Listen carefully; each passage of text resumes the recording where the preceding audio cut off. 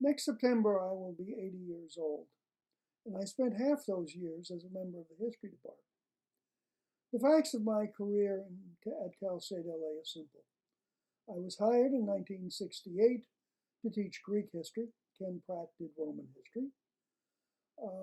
And I did that until my FERP ended in 2009. My career included 2 terms as department chair, a brief stint as Phi Alpha Theta sponsor,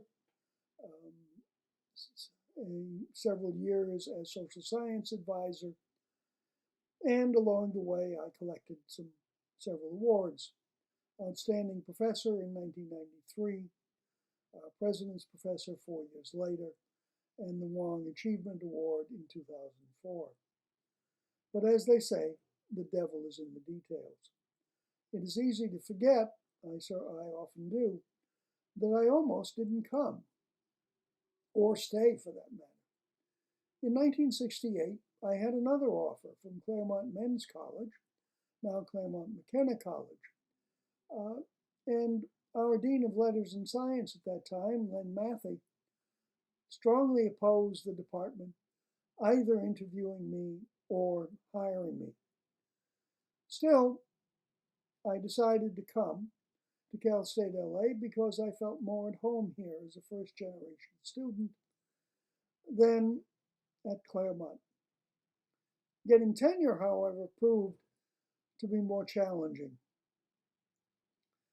At the end of my first year, I had to tell my chair that I had to start on an entirely new dissertation. And in those days, we only had 4 years to finish our pre-tenure period. Still, in February 1972, the year my mother died, and 1 month before the university was due to fire me, I finished the thesis. But then, staying proved almost as challenging as getting tenure. The 1960s and 1970s, early 1970s, were boom years. During the Vietnam War, student deferments caused enrollments to soar, and so did faculty. History enrollment actually reached over 700 FTE, and the department had 33 full-time faculty. They were all men, of course, but they included an African refugee, a Korean American, and a Coptic Egyptian, who was also a Presbyterian minister. He did weddings for the department as well. There was even a bizarre proposal floated to build a classroom building on top of the 10 freeway to accommodate the students we expected. And then the bottom fell out. The Vietnam War ended, enrollments crashed for the university and the department.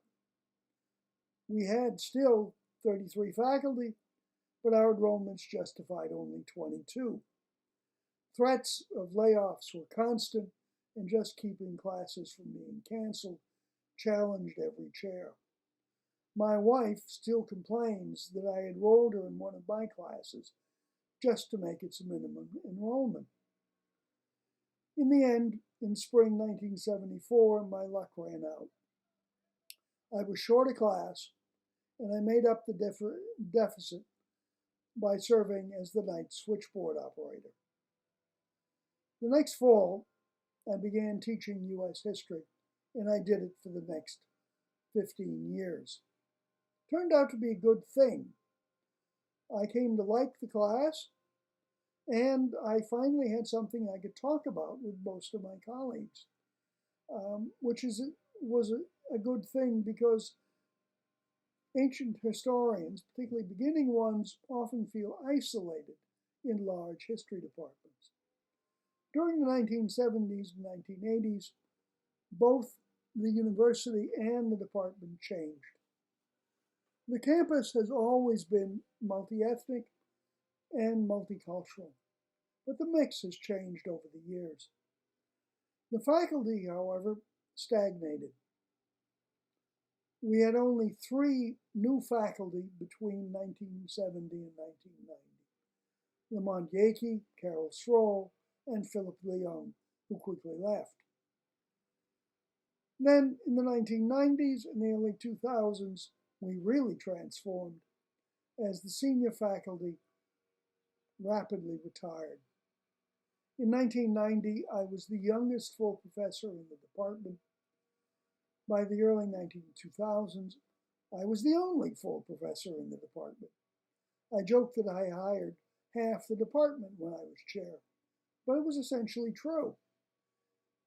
By the time I ended my FERP in 2009, it was an entirely new department, every bit as good as the old one, but with new interests and new approaches to teaching. Now, it's always easy to remember bad things, and there were certainly some, but that's a mistake. I was a visiting professor at UCLA twice, and I really didn't enjoy the experience either time. I found I liked my colleagues here, and I liked my students, and of course I had thousands of them. They included a prima ballerina for the Joffrey Ballet, and an 11-year-old early entrance whiz kid who is now a doctor in Pasadena. Most of all, however, I liked the freedom I had. The department has always had a culture that emphasized both teaching and research. We took the teacher-scholar designation for our faculty seriously, and we had good role models. We had, during my time here, the second highest number of outstanding professor awards after chemistry, and we had good role models for publishing in faculty like Dick Burns, Dan Crecelius, and Art Smith.